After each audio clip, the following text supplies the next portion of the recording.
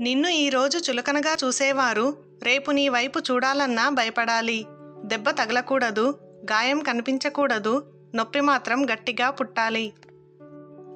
నీ అర్హత గురించి మాట్లాడేవాడికి చెప్పు, కాలం ఎప్పుడూ ఒకే చోట ఆగిపోదు అని.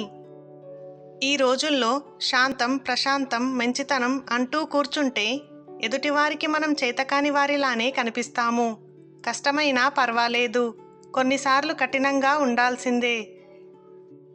బోలెడు అనుభవాలతో కూడిన పుస్తకాలు ఇచ్చినా చూసి కూడా రాయలేని పరీక్షే జీవితం. నీ అనుభవమే సమాధానం. తేనెటీగ మకరందాన్ని గ్రహించేటప్పుడు ఎంతలా ఆస్వాదిస్తూ గ్రహిస్తుందో, నీవు చేసే పనిని కూడా ఆ విధంగా ఆస్వాదిస్తూ చేస్తే తప్పకుండా మంచి విజయం వస్తుంది. గెలిచినప్పుడు పొంగిపోకుండా, ఓడినప్పుడు కుంగిపోకుండా ఉండు. సంతోషం నీ సొంతమవుతుంది. అందంగా మాట్లాడడం ఒక కళ, అనవసరంగా మాట్లాడకుండా ఉండడం ఇంకా గొప్ప కళ. ఆపితే ఆగే మనసా ఇది? కోరికలు మన ఆధీనంలో ఉండేవేనా? ఆలోచనలను మనం ఆపగలమా? రెక్కలు తొడిగిన పక్షి ఇది, ఆశలతో నిండిన జీవితమిది. నీకు ఆకాశమే హద్దు, నువ్వు ఎక్కడా తగ్గొద్దు. డబ్బు అంత ముఖ్యం కాదు అని అనుకుంటాము, కానీ ముఖ్యమనుకున్నవన్నీ డబ్బు వల్లనే కోల్పోతూ ఉంటాము. మిమ్మల్ని మీరు ఎవరితోనూ పోల్చుకొని తక్కువ చేసుకోకండి. ఎవరి గొప్పతనం వారిది. మీరు ఎవరికన్నా తక్కువ కాదు, ఎవరూ మీకన్నా ఎక్కువ కాదు. మంచి ఆలోచనలతో మనసు నింపుకున్నవారు ఎప్పటికీ ఆరోగ్యంగా ఉంటారు. మంచిగా ఉండండి, కానీ మంచితనమే బలహీనతగా ఉండకండి, మోసపోతారు. మీరు ఎవరినైనా ఎంతైనా ప్రశ్నించండి, కానీ విమర్శించే ముందు మాత్రం కాస్త జాగ్రత్తగా ఉండండి. ఎందుకంటే విమర్శ అనేది రుణం లాంటిది. అవతలి వాళ్ళు ఏదో ఒక రోజు వడ్డీతో సహా తప్పక చెల్లిస్తారు. చెడు స్నేహం నీ ఊహలకి కూడా అందని విధంగా నీ జీవితాన్ని నాశనం చేస్తుంది. మనిషి పుట్టిందే సమస్యలు పరిష్కరించడానికి. అలాంటి పుట్టిన నువ్వు ఒక సమస్యకు భయపడి జీవితం వదిలేస్తే ఎలా? పని వల్ల ఒత్తిడి పెరగదు, పనిని గురించిన ఆలోచన వల్ల ఒత్తిడి పెరుగుతుంది. అందుకే ఆలోచనలను వాయిదా వేయాలి, పనులు వెంటనే చేయాలి. పెద్ద మర్రి చెట్టుకు కూడా విత్తనం చిన్నది అయినట్టు, మంచి మనసుతో చేసే చిన్న పనైనా మంచి ఫలితాన్ని ఇస్తుంది. మనం బాగున్నప్పుడు మనోడు అనడం, కష్టాల్లో ఉన్నప్పుడు ఎవడో వాడు మాకు తెలియదు అనడం ఈ మనుషులకు అలవాటే. ప్రతి కష్టం వెనుక అర్థముంటుంది. ఓర్పు వహిస్తే పడ్డ ప్రతి కష్టం సంతోషాన్ని ఇస్తుంది.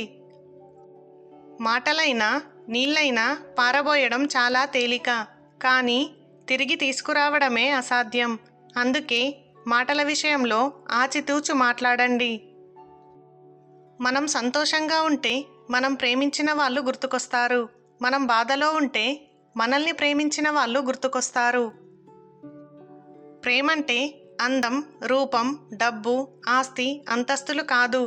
ఒక హృదయానికి ఇంకొక హృదయం ఇచ్చే నమ్మకమే ప్రేమ. ప్రకృతిని, పడతిని ప్రశాంతంగా ఉండనివ్వండి.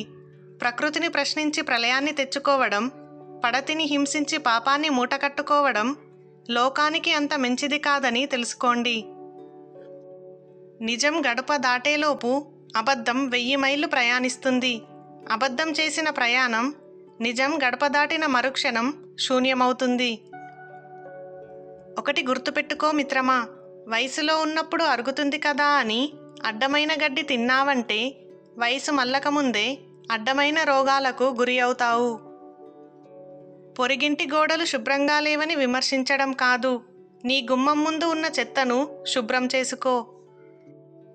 మనది కానిది అంగుళం అవతల ఉన్నా తీసుకోకూడదు, మనదైనది సప్త సముద్రాల అవతల ఉన్నా వదలకూడదు. జీవితంలో కొన్నిసార్లు ఒంటరిగా నడవడం కష్టంగా ఉండొచ్చు, కానీ నిజానికి ఆ ఒంటరితనమే నీకు జీవితం అంటే ఏంటో నేర్పిస్తుంది. నాన్న చేతిని పట్టుకుంటే చాలు, ఎవ్వరి కాళ్ళు పట్టుకునే పరిస్థితి రానివ్వడు. నటించేవారి మాటలు మెత్తగా ఉంటాయి, మెంచికోరి చెప్పేవారి మాటలు సూటిగా ఉంటాయి. ఒక విధంగా సాధ్యం కాకపోతే మరొక విధంగా ప్రయత్నించు. అంతేకాని ప్రయత్నాన్ని మాత్రం వదిలిపెట్టకు. గడిపేసిన కాలాన్ని అడిగితే జ్ఞాపకాలను ఇస్తుంది.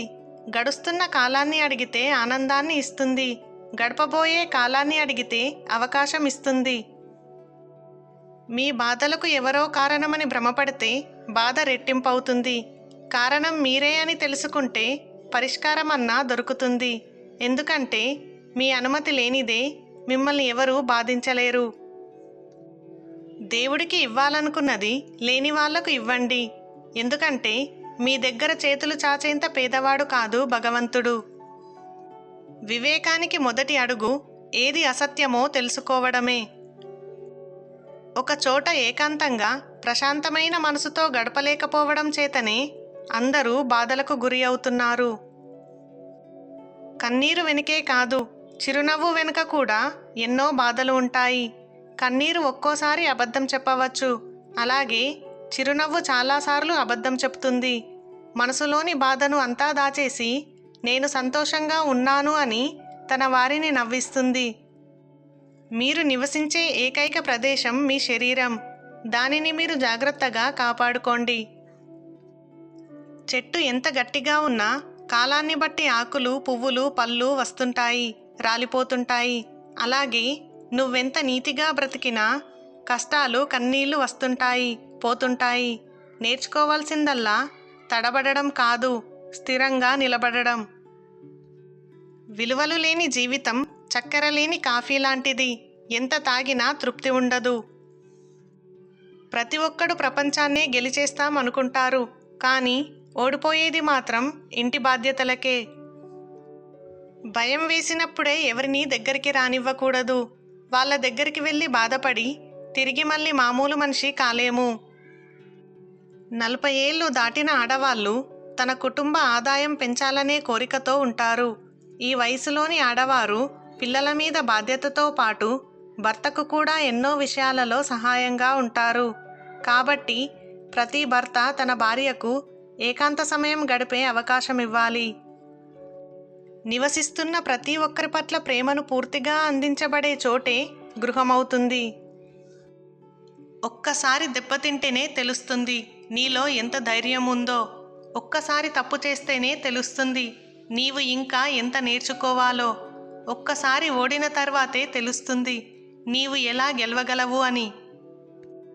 మన కోసం ఆలోచించే వాళ్ళు దొరకడమే అసలైన అదృష్టం. అలాంటి వారిని దూరం చేసుకోవడమే నిజమైన దురదృష్టం.